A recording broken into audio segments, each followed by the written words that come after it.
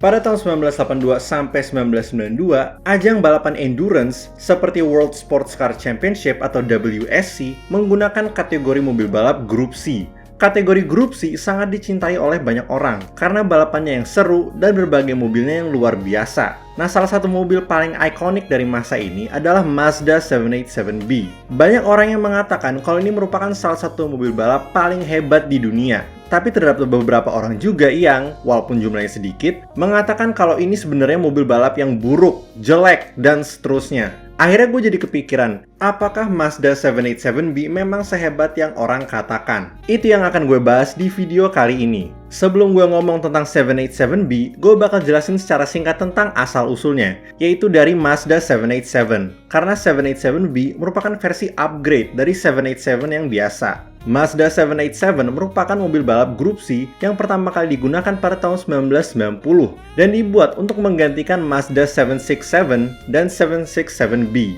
Mobil ini bukanlah sesuatu yang dibuat dari nol, melainkan desainer dari mobil ini yang bernama Nigel Stroud memilih untuk tetap menggunakan berbagai elemen dari 767 sambil menambah beberapa perubahan untuk membuatnya lebih bagus. Mobil ini menggunakan mesin rotary 2.6 liter 4-rotor yang bisa menghasilkan sampai 900 horsepower. Tapi ketika dipakai untuk balapan, Mazda mengurangi jumlah tenaganya jadi 700 horsepower supaya mesinnya nggak cepat rusak. Ini merupakan mesin baru yang dibuat untuk 787. Beda dengan mesinnya 767. Mesin baru ini menggunakan 3 busi di setiap rotor dibanding 2 pada mesin sebelumnya, apex seals yang terbuat dari carbon fiber, dan berbagai modifikasi lain yang ditujukan untuk membuat mesin ini lebih efisien dan tahan lama. Salah satu keuntungan dari mesin rotary adalah kemampuannya untuk bisa menghasilkan tenaga yang gede dengan ukuran mesin yang lebih kecil dan lebih ringan dibanding mesin piston. Ditambah dengan rangka yang terbuat dari carbon fiber dan Kevlar, serta badan yang juga terbuat dari carbon fiber, membuat Mazda 787 punya berat cuma 830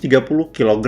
Mobil ini digunakan pada ajang balapan Japanese Sports Prototype Championship atau JSPC dan 24 Hours of Le Mans. Pada JSPC, Mazda menggunakan 2 mobil Mazda 787, sedangkan untuk Le Mans tahun 1990, Mazda mendaftarkan 3 mobil, 2 Mazda 787 dan 1 Mazda 767B. Perlu gue tambahin nih bahwa di tahun 1990, Mazda cuma ikut balapan di Le Mans. Mereka nggak ikut balapan lain di World Sports Car Championship. Untuk hasilnya di JSPC, kedua Mazda 787 nggak pernah selesai bersamaan. Pasti salah satunya ada yang nggak berhasil finish atau kena diskualifikasi.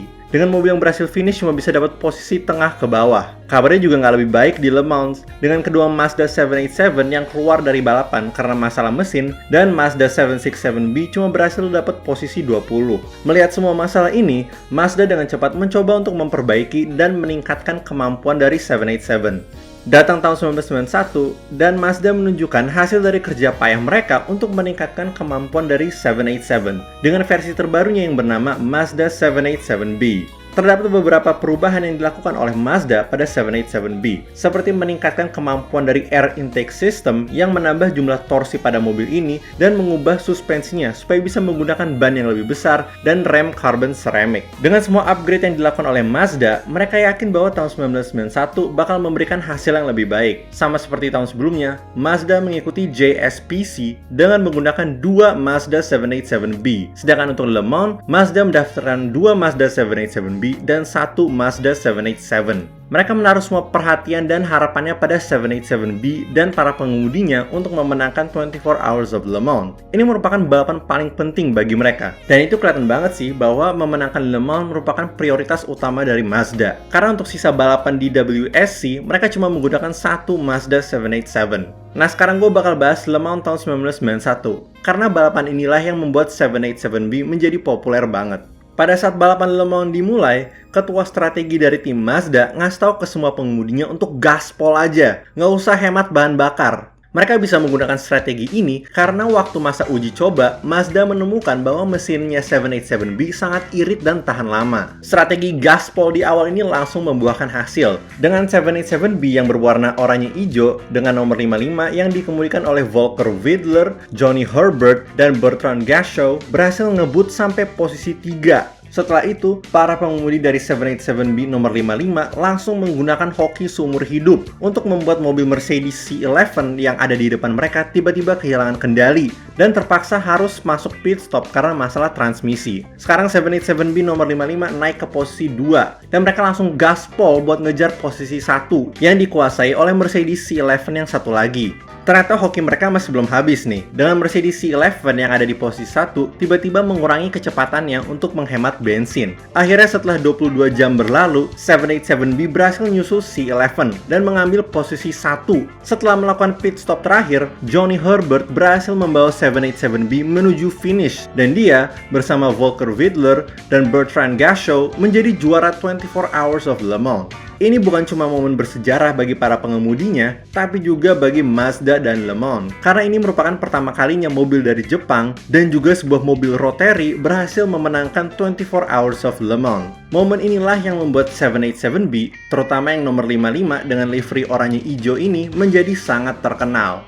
Terus bagaimana dengan JSPC? Apakah 787B berhasil menang juga di sana? Sayangnya sih nggak terlalu, dengan hasil yang paling baik adalah pada ronde ke-6 di Fuji 1000 km, di mana kedua Mazda 787B yang ikutan berhasil meraih juara 3 dan 4. Dan untuk WSC, mereka aja nggak mendaftarkan 787B untuk ikutan balapan selain Le Mans.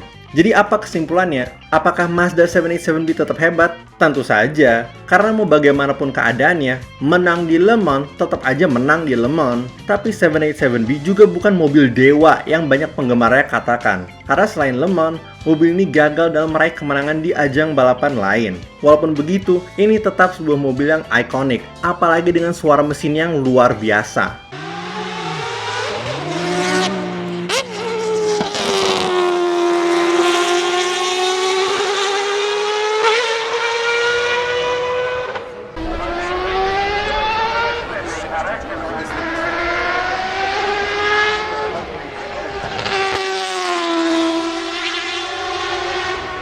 Oke guys, sampai situ dulu untuk video kali ini.